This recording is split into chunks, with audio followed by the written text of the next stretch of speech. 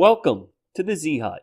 Today we are going to take a look at how you can make a wireless weather station. Now we are using Bluetooth for the wireless on this, so you're going to have a range of about 40 feet, but that should be more than enough. The reason we're going wireless is so you could put the transmitter, which is this one, outside, and then inside you could have the receiver, which we got here, which has an LCD. And I have this set up just displaying the temperature and the humidity. I have a DHT 11 here. You could also use a DHT 22. But you could add other things. You could add an LDR, so you could have it display, the brightness outside. You could have a rain detector. There's lots of different other things you could connect to this. But for this demonstration and tutorial, I'm just going to show you how to set it up with just the DHT 11, doing the temperature and the humidity. So, oh, and also if you were adding other sensors, you could also use, I'm just using the 2-line by 16 character I2C LCD display. You could also use the 4-line 20 character display, so you could show a lot more stuff, and that'll all connect in the same way as this one. It's just in the sketch there's two little things you got to change for the LCD, and that's just at the setup, just telling it that you're using a 4-line by 20 character instead of a 2-line by 16. But all right, well, like I said, this here is the transmitter. Now I have it being ran on a battery pack. But if you're having it outside, you could hook this up, with a battery and then a solar charger, so it would charge during day. Or you could, if you had an outdoor plug-in, just run wall wart. Well, make sure it's something that's going to be okay being outside. But however you decide to power this, I'll leave that to you. That there's lots of different options for that. For this tutorial, we're just going to take a look at how to actually make the weather station. So, as I said, we're using Bluetooth, so we're going to need an HC05 on at least one side. It doesn't really matter. I actually have the HC05 on this side, and the HC05, you have to configure that into master mode. Then over here I have an HC06, and that right out of the box is slave, and you can't change it to master anyway. But this one, the HC05 out of the box, is configured as a slave. So you have to go into AT commands and configure that as a master, and that's a whole nother video, so I'm not going to go into that. If you don't know how to do that, just do a YouTube search. There's actually a ton of videos on how to do that. That's why I've actually never done one on it. All right, like I said, we've got the Bluetooth modules, and we're using logic level converters. You can see them both right here.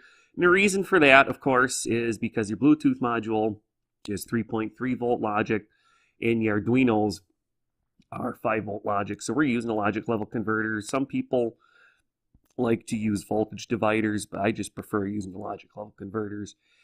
And they're cheap, really cheap. And then, of course, I've got the DHT 11 here, and you can also use DHT 22. The only difference between them is DH22 costs more, but it's more precise. And then for the boards, you can use anything. Nanos, like I got here, the Unos, like I got over here. It's up to you. Megas, some of your pin configurations might be slightly different, but if you're using the Nano or the Uno, and I actually did the Dumilanova, also I do believe as well, everything is the same. So I just set it up showing one of each so you could see you could use anything. But a Dumilanova should also work as well. All the pin arrangements should be the same. Then the LCD screen, of course, if you don't know how to hook the I2C screen up, look in the description below, and there's a link to this project's webpage. And I've actually did a video not too long ago on how to do that in my Arduino for Beginners lessons. So just go to click the link below, and you'll find a link to that there. Otherwise, I think we can get over to the computer and we'll take a look at the sketches. There's 2 sketches, and they're not that difficult, really. We've got the one for the transmitter, which is this one, and the one for the receiver, which is this one. And like I said, you could add more sensors and stuff. And when we get over to the sketch for the transmitter, I'll show you on there. It's really easy to add more.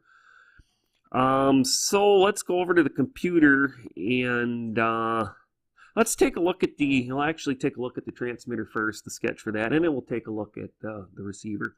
So, okay, I'm going to fire the computer up and open IDE, so I'll catch you over there in just a second. Okay, I have the Arduino IDE opened up, and here is the transmitter sketch. As you can see, it's actually pretty simple.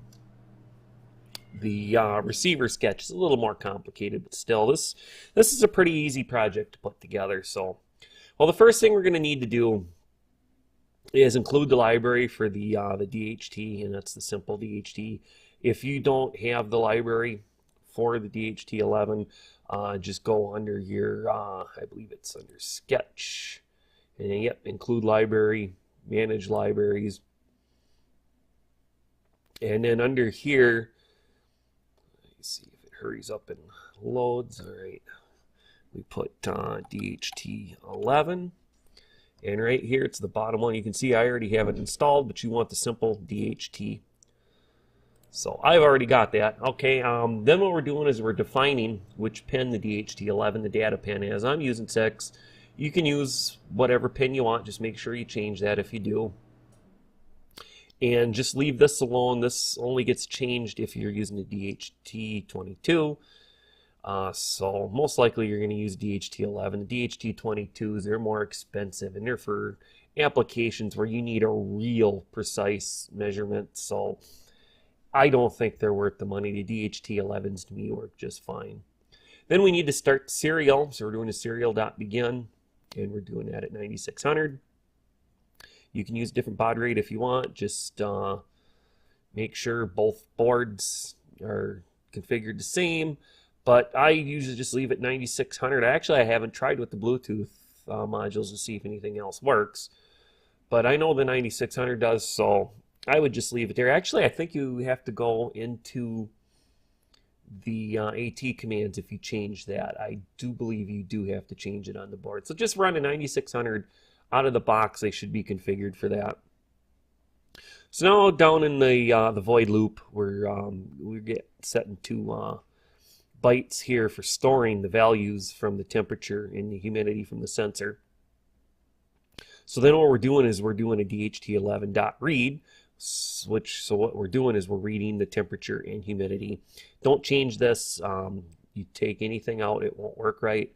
Unless you were only wanting to read the temperature, you can get rid of the humidity and get rid of the humidity byte. But don't get rid of the null. It won't work. I tried. I actually not exactly sure what the null is there for, but I would just leave it alone. Then we're going down and we're doing serial.write.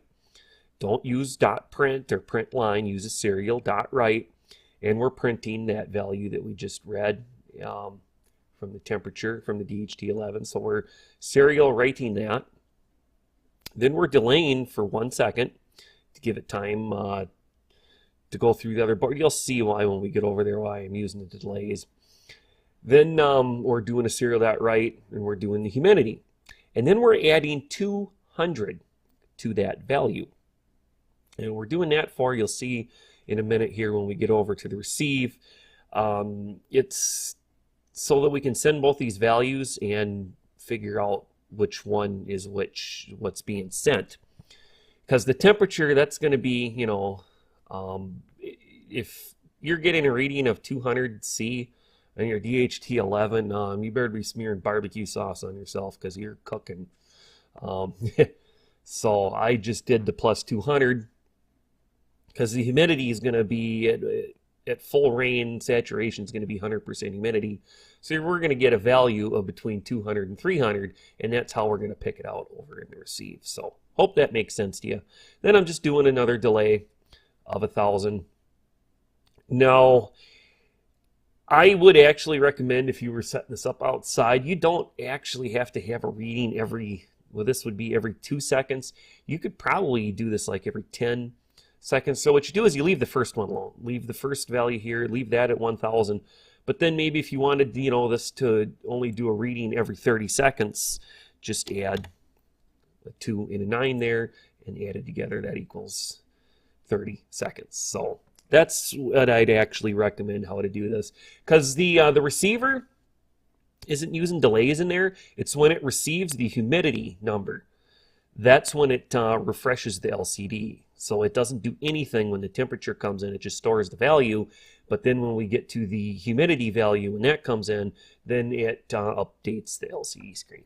So all right, hopefully the transmitter here side sketch makes sense to you. Now to get a copy of both of these, plus the schematics for putting everything together and all that other information, the pinouts for the DHT11 and anything else I can think of, just look in the description below for the website.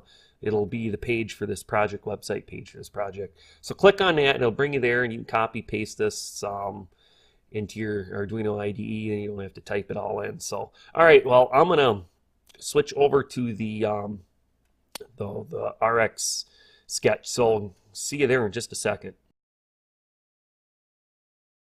Okay, I've got the sketch for the receiver opened up here. So the first thing we need to do is, of course, include the library for the liquid crystal display. And then also we're going to need to include the wire.h. The wire.h is already in your Arduino IDE.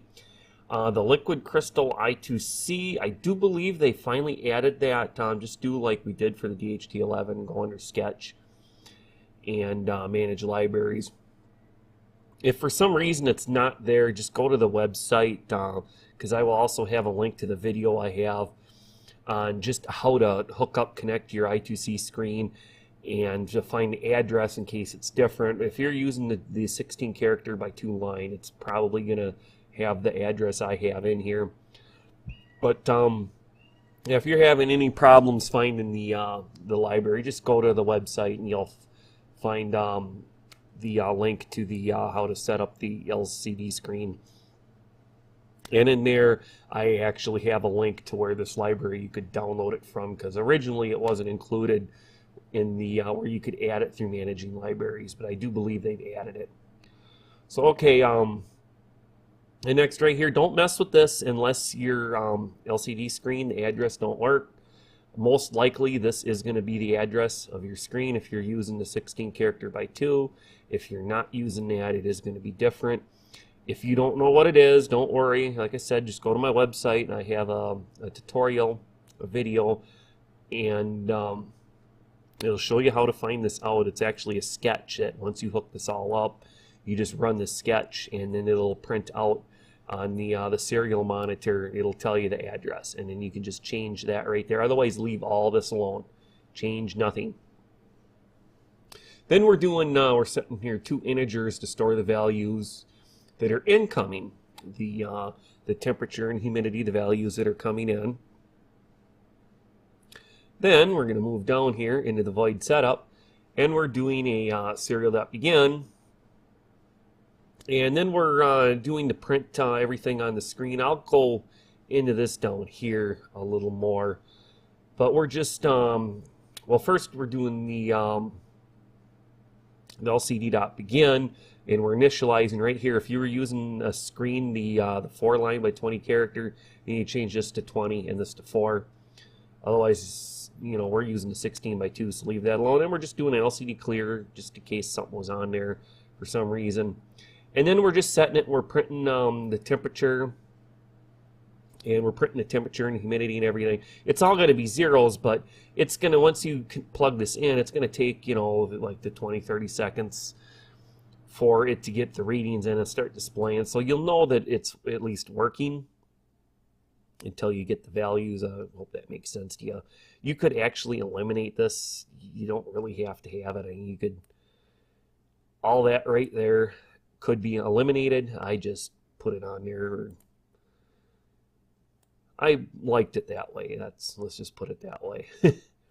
All right, now down in the void loop, what we're doing is an if statement here, and we're checking if serial is available, which means there is data in the buffer. And we're checking, make sure it's greater than 0, which means there is data in there. So then we're setting the value, an integer value, and that's going to be equal to serial.read. So we're pulling that information out of the serial that we just received on the Bluetooth into this integer called val. Now here's while we separate the values. If the value coming in is less than or equal to 199, and honestly, if it was 199 degrees Celsius, like I said a few minutes ago, you best be basting yourself with barbecue sauce because you're cooking at that temperatures. You're actually probably bursting into flames by then.